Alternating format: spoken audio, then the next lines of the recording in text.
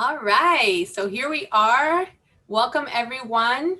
Thank you for waiting. We're a little late because of some technical difficulties. You know, the Zoom life, what can we say? I am Mio Santana. I am the host of this program, Resilience, a Breakthrough Journey to Self-Love, and also the founder of Divine Journey, a transformational coaching program. And all through the month of April, we're going to be doing interviews like this on Tuesdays and Thursdays at 1 p.m. and on Wednesdays and Fridays at 5 p.m. live here on YouTube. So make sure to tune in. And today I have the pleasure of sitting with one of my dear friends and colleagues, Stef Lee. And I just want to give a little background as to why I started this program. So I recently went through a rebranding of my self-love program and I renamed it to Resilience. And when I was looking for the name, I was trying to figure out what to call it. And I wanted it to be something really special. And I remember in my own journey of transformation, you know, when you do all these like personality tests and assessments and different things to learn more about yourself, a lot of these things ask you to ask the people around you what their like, what your attributes are, what they see in you and things like that.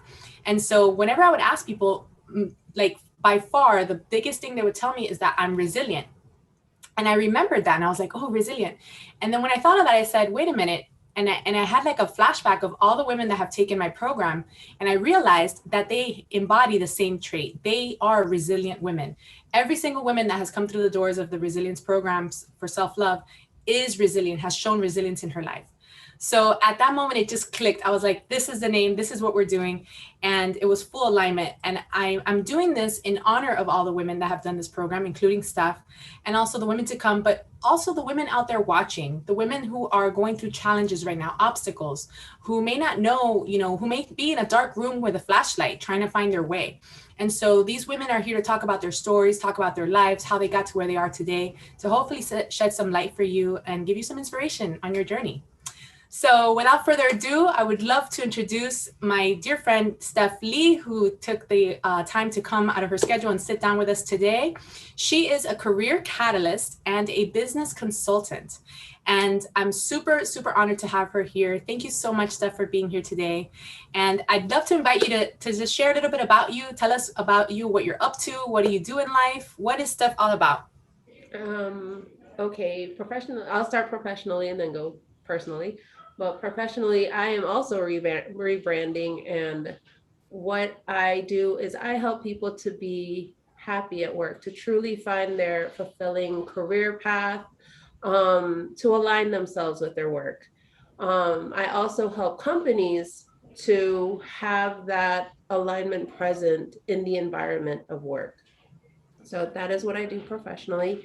Personally, on my personal side, I am a single mom of a 20-year-old. He's extremely close to me. I love learning, and I'm always learning weird stuff. Like right now, I'm learning Chinese face reading for Chinese medicine, and it was interesting was when I started, a part of me was like, this sounds fun. And now I notice I use a lot of it naturally in what I do. So I'm very entertained doing that. That is so cool. I love Chinese medicine and Chinese philosophy of the yin and the yang and the feminine and masculine. As you know, I that's like where I dwell. I love working with the feminine and masculine energy. So that's so cool. You're gonna have to read my face. All right, awesome. Well, I always start the conversation by prefacing what resilience is, right? And so, you know, there's like formal definitions of words and stuff like that. But at the end of the day, resilience is really about a person's ability to handle stress, to handle failure, rejection, criticism, external and internal, as we know, and to handle life in general. And so resilient people tend to be the ones that know that stress happens and they learned how to expect it and manage it and do what they had to do anyway, you know? So, you know, resilient people also possess grit. And grit is something really like powerful. Grit is that thing that like gets you out of bed and like tells you, all right, you got to keep going. You got to keep going. And it's courage, conscientiousness, and endurance. And so Tell us a little bit about your journey of how did you get to be a business consultant, a career catalyst? Like, what got you to be here today where you are? Well, it all started when I was 16 years old. So that was a long time ago. And it was interesting as people would tell me, "Oh, this is the time that you're figuring out what you want to do in school." And my friends would say, "Oh, I want to be a psychologist." I'm like, "Why is that?" And to me, I can actually see as they say it, I want to be a psychologist. They didn't look bright.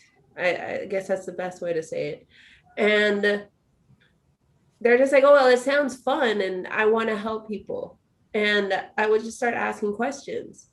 And after about 5, 10, most 20 minutes, we would get to something and they, to me, would be glowing. It's like, that's where you need to be, not psychology. And they're like, okay. And they'd end up doing whatever it is we discovered.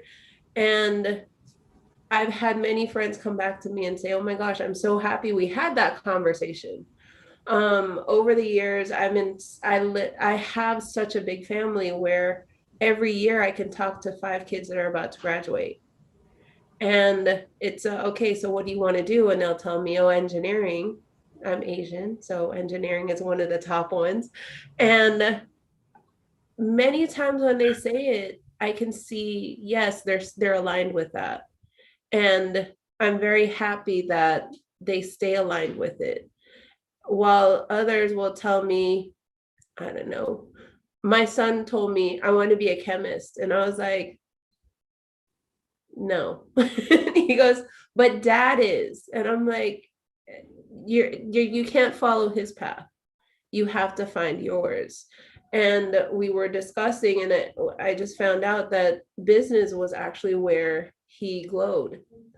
And now it's the ins and outs of figuring out what part of business. So I'm now getting to that part as opposed to before where it's just like, okay, that direction is where you need to go. And you have to be open to find out what it is you want to do. So that's how I do my work. And I love doing it.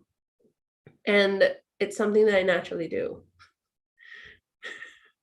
And so, what was that thing, that one thing that really made you realize what you wanted to do and why you're doing it now? Um, it was it's fun. It's something where, like, with COVID, we're just coming out of the pandemic. A lot of things are on Zoom. And I've noticed, because I've always found my clients face to face. And with the pandemic, you don't really go face to face anywhere. And because of that, my client base has dropped. Um, and it just dawned on me the other day. I'm like, what I miss is the connection. I miss just talking to people and connecting with them and then having them trust me and discover, oh, this is what I want to do. And I'm happy that the world is starting to open up again. It was that connection Yeah. with people that made you want to continue doing it. Yes. I love that part. Beautiful. Is there something, Steph, that you had to overcome along the way to get to where you are now? One of the main things I had to overcome is trusting and believing in myself. And the other part is how my relationship with money.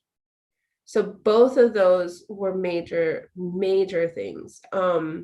When I put together my pricing, I literally just discovered it's my mom's voice that says, "You're going to charge that much? Like, maybe you should drop your prices." And like, now is when I can look at it or listen to her and say, okay, you're not my target market.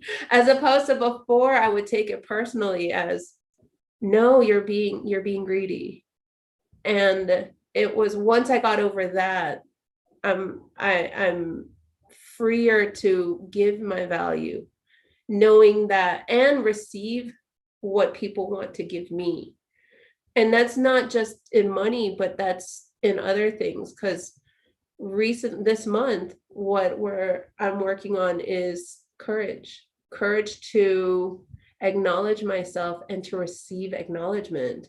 And that was another thing. So I remember coming up with my prices, and a part of me was saying, oh my gosh, you're greedy. And then talking to somebody and they go, oh, you're certified in that? I'm like, yeah. And they go, so why is that price so low? And I'm sitting there thinking, because that number's still very big. And they're like, no, no, no. What you do, you're bringing all of your experience and all of what you learned and your take on things. And you're saving people so much time and effort. So, no, open up, acknowledge who you are and what you do, and be proud of it. It's like, okay. So, yes, learning to value myself is that other part. Amazing. So you had to overcome your actual like inner self fighting with you to be more successful, to expand your business, to grow. It was like this internal struggle inside of you. Yes. Amazing. Yeah. And so can you recall a time, Steph, when you realized how resilient you really actually were? And if so, when and how did you spring back from whatever you were encountering? Well, now we're going to skip out of professional and going to personal. And what had happened was when I just turned 21 and I was breaking up with a guy that I had dated for 5 years. And after I broke it up, he became my stalker and then my assailant. And I remember after that, I didn't know who to talk to. I had no resources. It's not like you can, at the time, there was like no real internet to just say, who do I go to if a rape occurred? And people asked me, oh, well, did you report it? And the answer was no. And the reason being is just with the rape culture, the victim is seen as the reason that it happened. So I pulled away. And during that time, it was a lot of allowing abuse to occur because I didn't think that I was valuable enough. I didn't think I was worth it. And in my head, it actually changed to the more a person hurts me, the more they love me. And again, that ties back to my self-worth. And over the years, it was just learning, no, what he did was wrong. And it doesn't matter what I was doing, what I was wearing, the situation, none of that matters. He was completely in the wrong. And that had nothing to do with you. And you are still the amazing person you were before it happened. And that was like, once I got that, that was a turning point. And it was interesting is for me, and as you said earlier, other people see it. Other people see the value that you are, the contribution you are, just how you show up. And it's a massive blind spot because at that point, in my head, that filter started with, okay, this happened to me, so now I'm broken. And no one is going to, how can anyone gain something from me if I'm broken, if I'm not whole? When in fact, anytime I said anything, someone gained something. And they may not have said it, but they still gained something. So I still of contribution. And my gosh, thank you so much for being so vulnerable and sharing your story like that, and allowing people to see what you've been through. It's so powerful. And so, how did you spring back from that? Like, how did you get to where you are now after such an atrocity happened to you? That's so powerful.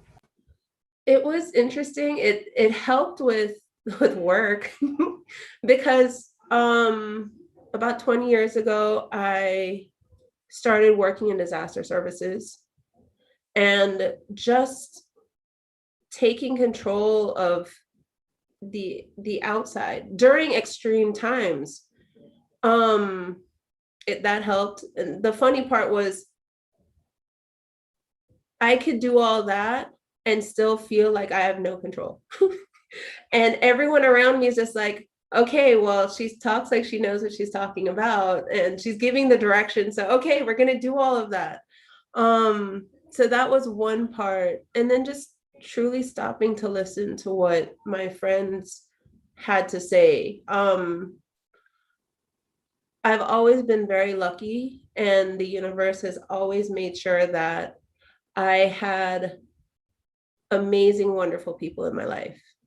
And it was then just trusting, not just trusting them, but I trusted them, but actually opening up and truly hearing what they had to say.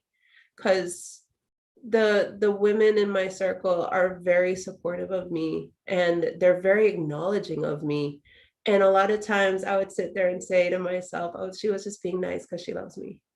Or she didn't want to say anything rude. So that's why thank you so much.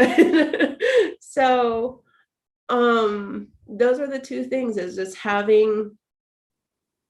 stepping into my true self, whether or not I knew it was my true self. That is my natural ability, is to lead others and to have people trust me very quickly. But then also having that support group that truly love you and lovingly support you, where I'm not saying they're always going to say yes to me. They will call me out. But I always feel it's from the position of love, as opposed to just some person maliciously saying something rude to you to hurt you. So that is what helped me. Absolutely. That's so beautiful. And that actually leads us to another question that always comes up when we're talking about resilience, which is community. And a lot of times women like ourselves who have gone through many things in our lives and have been resilient and have overcome so much, sometimes you get into that control, like you were saying before, like you want to just manage everything and do everything, and you forget that there's a community around you to support you. And so it's really hard to ask for help. And so one of the things that I always ask about is like, when did you realize that you needed to open up to help and to, like, allow people to come in and be of service to you and help you? And you were just sharing right now how, like, by allowing community in and allowing people to support you, you were able to get through one of the hardest things in your life. Yes. The funny part though is that community, I did not fully understand what community was until like last year. We're in the middle of pandemic. You really can't go anywhere. And that was when community really became present to me. I was always a part of strong communities, of supportive communities. However, it wasn't until last year where it's like, oh, I am of contribution. I This community loves me and I can open up and share or ask for help. And this month with my business, I did reach out and just start saying, okay, I don't know what I'm doing. And it's okay not to know what I'm doing, because that's usually what really scares us, to go reaching out. And I just reached out to a few of my friends and I was like, okay, I know you do this really well and you do this really well. Can you help me do this? Because I know it's going to take me like probably a week or two to just figure it out. And it's going to take you 20 minutes and you're going to look at me later on and go, why didn't you just ask me? So I'm now asking you. Beautiful. And yeah, and that empowers us. That makes us stronger in the whole as opposed to alone. And so opening up to support and asking for help is so important on our Mhm. journeys of resilience. And so that kind of leads me into another topic that oftentimes comes up in journeys of resilience, which is the topic of failure. And no one likes to talk about failures. But what are failures really? What are they really, and what have failures meant to us in our journeys? Because oftentimes we shy away from failure thinking, oh no, I don't want to fail, I don't want to be a failure in society, I don't want to look bad, I don't want to this or that.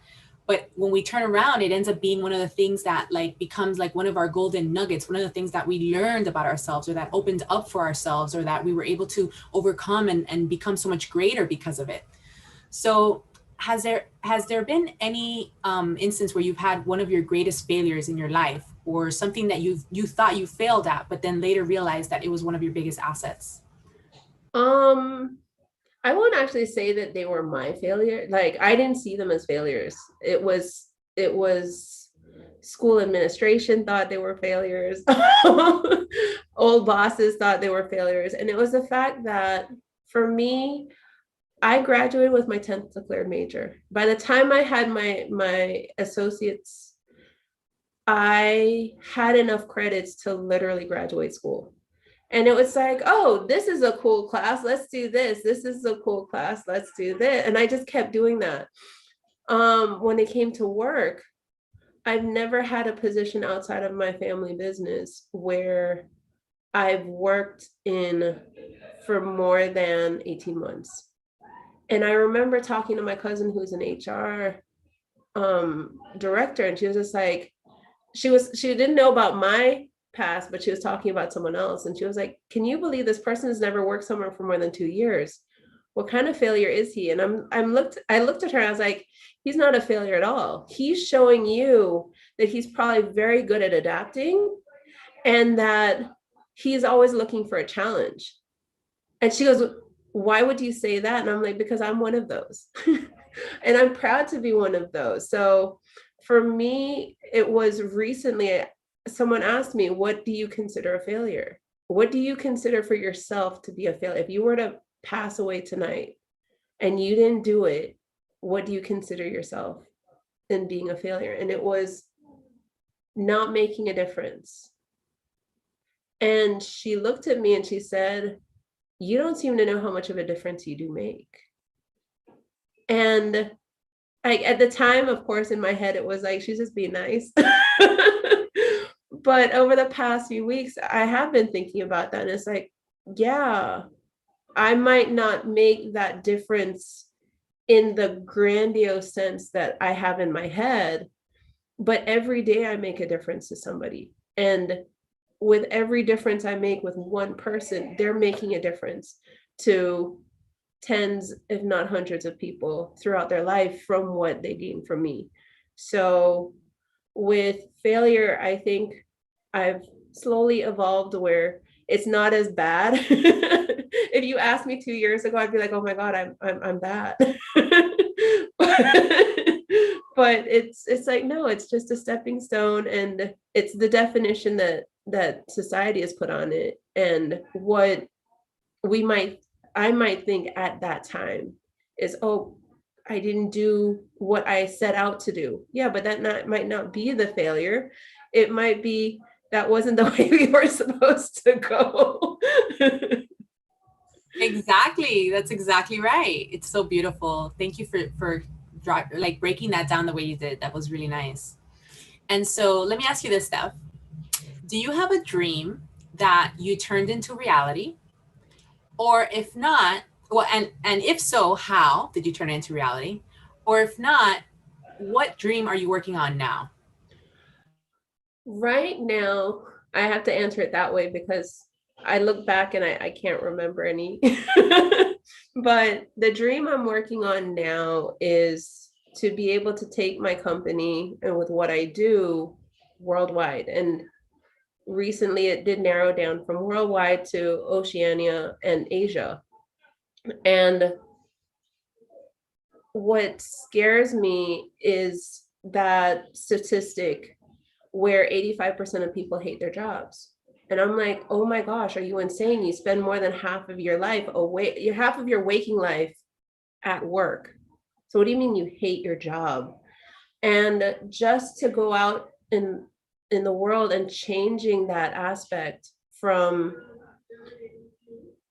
working for money to being aligned with what you do. And also for companies, instead of it just for the profit, yes, they are looking for the money. However, you don't want to be sacrificing your employees along the way. So I would love to be able, what I'm causing is now growing this so that I'm now traveling the world.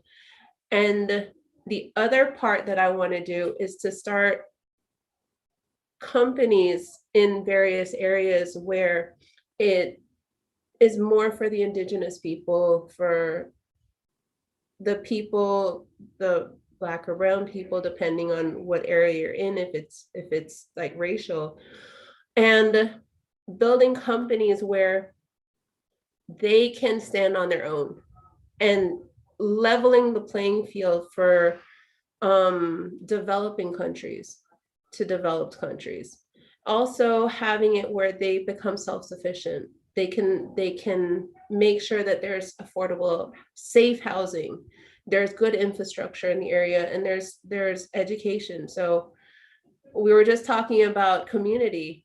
Yeah, I know I'm not an expert in all of that. So I need to build that community to bring in the people to say, okay, with the infrastructure, who do I need to bring in and have them come in to talk about it for education?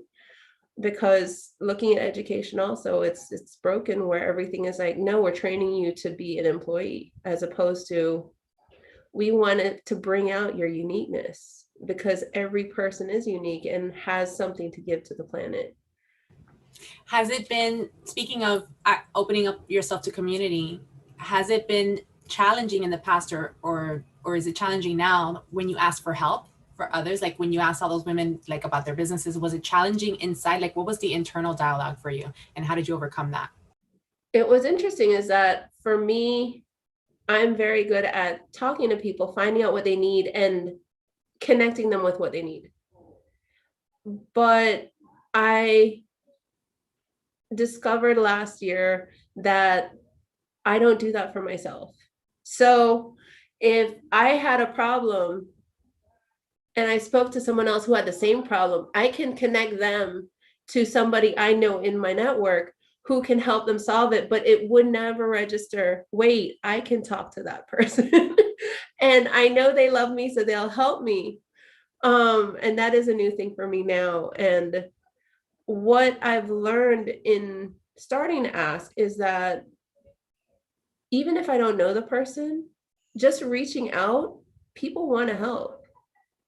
And not only do they want to help, but they want you to succeed. So in finding that out now, not only do I reach out to the people I know face to face or in my smaller communities, but like I can now reach out in LinkedIn and just say, okay, I don't know who this person is. However, you moved, touched, and inspired me at one point in time. And this is a project I want to work on. Can you help me do this? And many times someone will call me back and say, oh, so what exactly are you trying to do? This is what I'm doing. Oh, I'm the wrong person to speak with. Why don't you talk to this person? So they're always trying to help. And it took me this long to figure that out. Amazing. Amazing. It's so funny how like we close ourselves off sometimes in our own heads. And then when we finally just allow and receive, like all these doors start opening and, oh no, I have so-and-so. Oh, I can't help you, but so-and-so can help you. And the more that happens, the more it grows. So that's amazing. So Steph, Yes. after what you've learned in your journey, what has been the biggest thing, the biggest takeaway for you so far in your journey of now where you're going from here, where you're going to do these amazing dreams that you have? What's the biggest thing you've learned that you'll take with you on your journey in your life? I don't think there's one, but some of the main things are to trust yourself and your abilities. There's a reason you received this dream, is because you have it in yourself to at least start the ball. And reaching out to your community, whether or not you know the community, just truly reach out. And the right people will always show up. So those are the three main takeaways that I have when it comes to living my day to day and knowing I am successful and I will be much more successful because of that. Amazing. And what words of wisdom would you like to leave our viewers who may be on a similar journey as you of resilience, who may have gone through similar things in the past like you have? What would be some words of wisdom you'd like to leave them with today?